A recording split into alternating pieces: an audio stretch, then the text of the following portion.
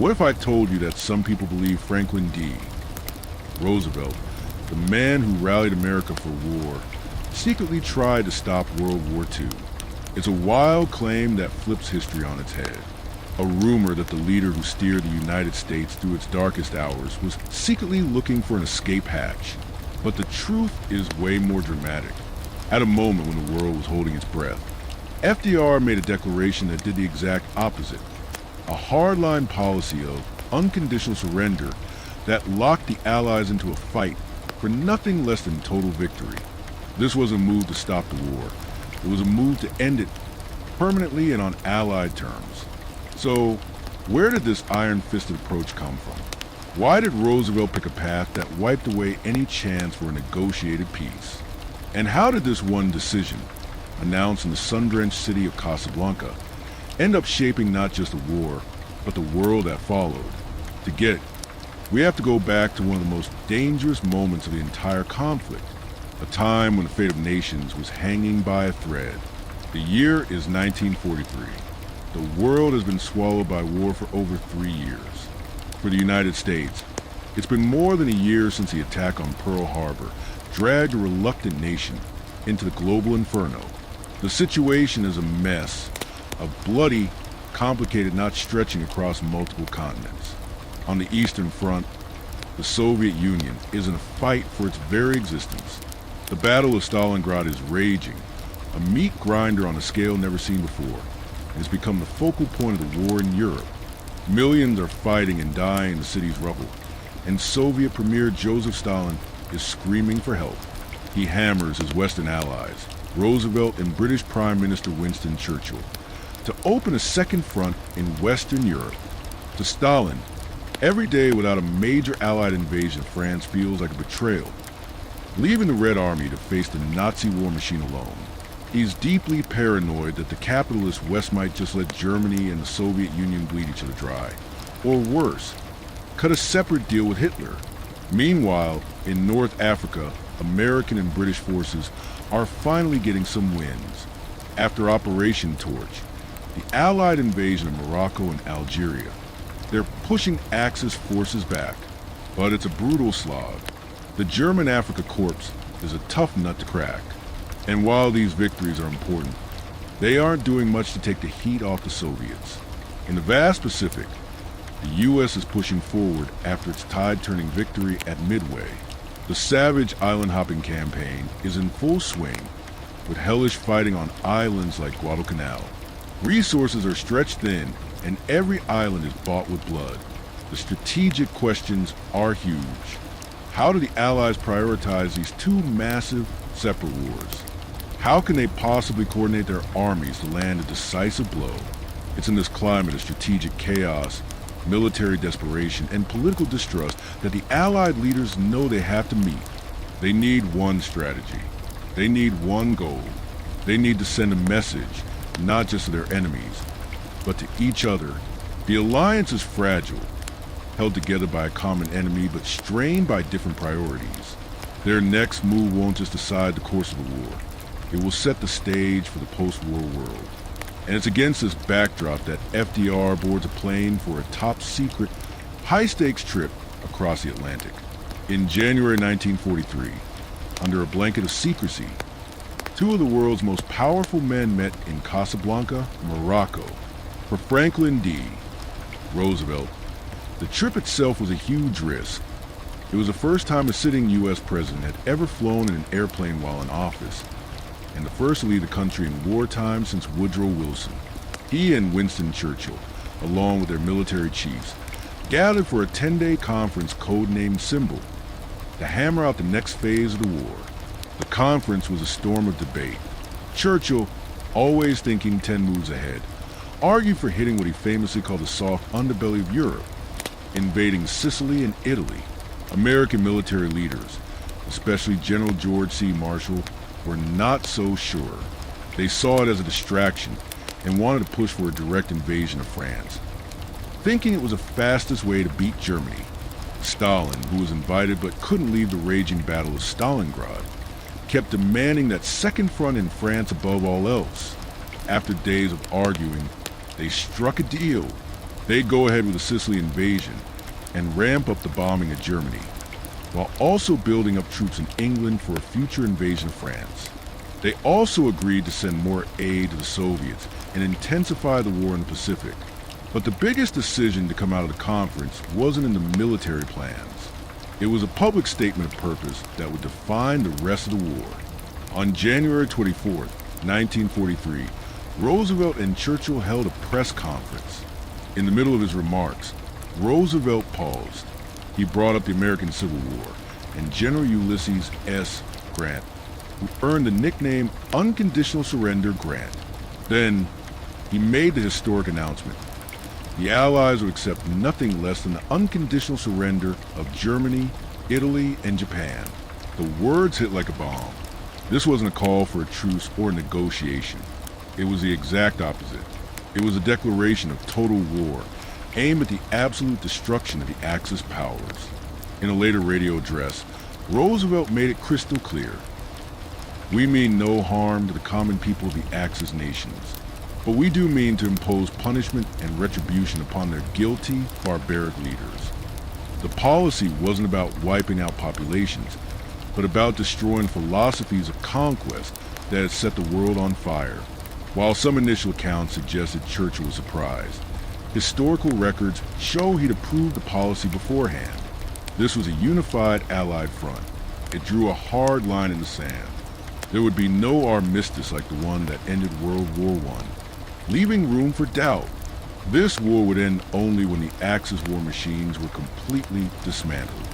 The myth of Roosevelt wanting to halt the war is shattered by this one powerful declaration. He wasn't looking for a way out. He was committing the Allies to a fight, to the absolute finish.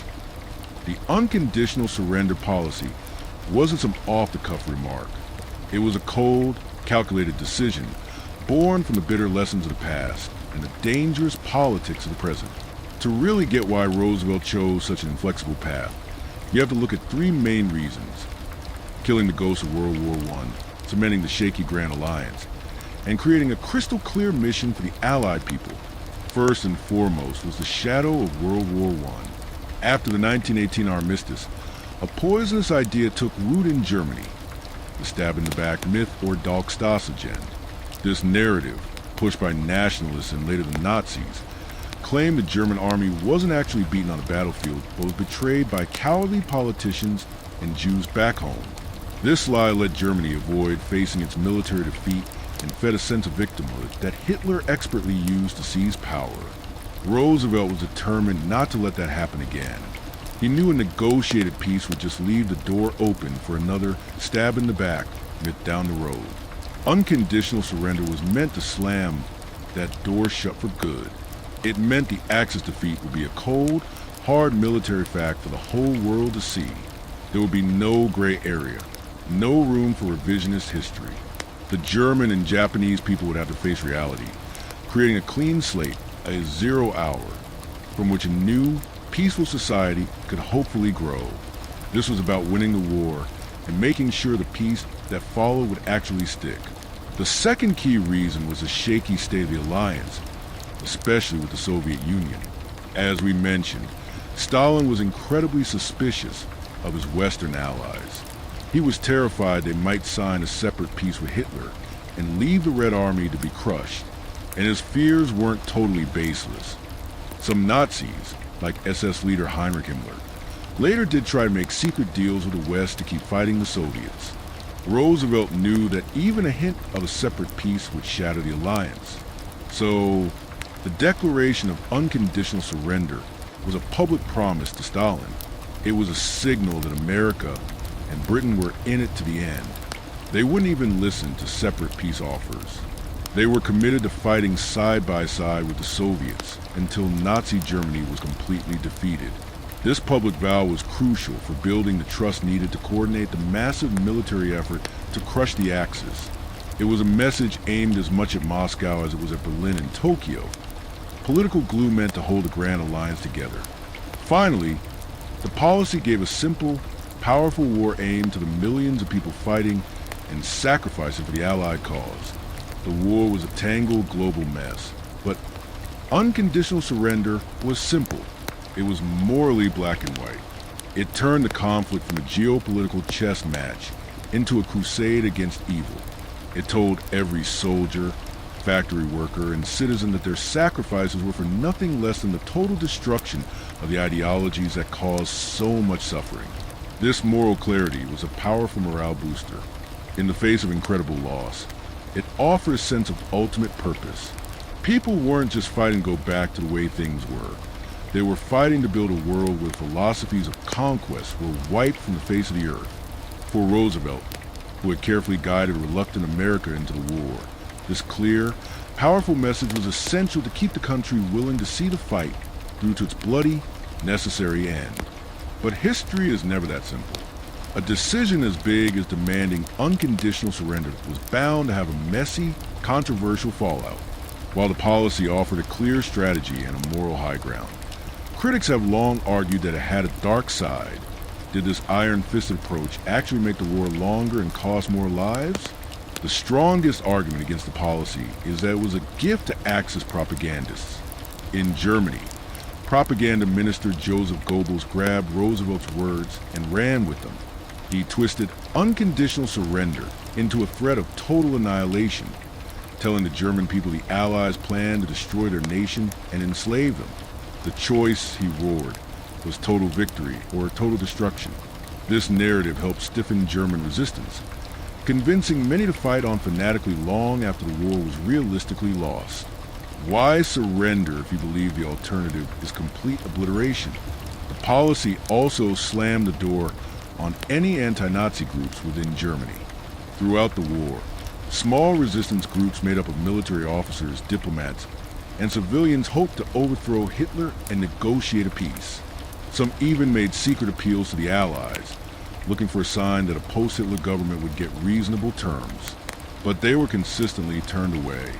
The Roosevelt administration deeply distrusted these figures, fearing they would just try to save their own skins and keep Germany powerful. But the policy of unconditional surrender left no room to negotiate, even if they had been more trusting. Some historians see this as a huge missed opportunity.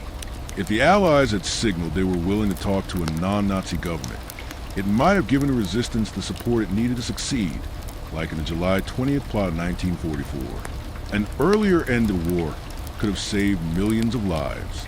Italy is a stark example of the policy's rigidity. In July 1943, after the invasion of Sicily, Mussolini was overthrown. The new government immediately tried to get an armistice, but bound by the Casablanca Declaration, the Allies stuck to their demand for unconditional surrender. While a secret armistice was eventually signed, the delay and confusion gave Germany time to react. Hitler poured troops into Italy, turning it into a brutal battleground for nearly 2 more years. The soft underbelly turned out to be anything but. In the Pacific, the policy also created major problems. For Japan's leaders, the biggest fear was losing their emperor, the cornerstone of their culture. The demand for unconditional surrender, which didn't guarantee the emperor's safety, was a huge roadblock to peace. In the end, even after the atomic bombs fell, Japan's surrender was technically conditional on keeping the emperor, a condition the Allies accepted. This has led many to question if a clearer signal about the emperor's fate earlier on might have ended the war in the Pacific sooner. So let's go back to that first. Shocking question. Did Roosevelt order a halt to World War II? The historical record is crystal clear. The rumor is completely false. Franklin D. Roosevelt did the exact opposite. His declaration of unconditional surrender wasn't a move toward peace. It was a promise of total war and absolute victory. This policy was born from the ghosts of World War I, the strategic necessity to hold the Allies together, and a moral rallying cry for the free world. It was an ironclad guarantee to Stalin that there be no backroom deals, and a vow to the world that the ideologies of Nazism and militarism would be completely extinguished. But as we've seen, the policy was a double-edged sword. It gave Axis propaganda a powerful weapon, likely prolonging the war's final, agonizing years. It shut down potential openings with internal resistance movements, leaving us with a lingering question of what if. In the end, the policy of unconditional surrender captures the brutal logic of total war.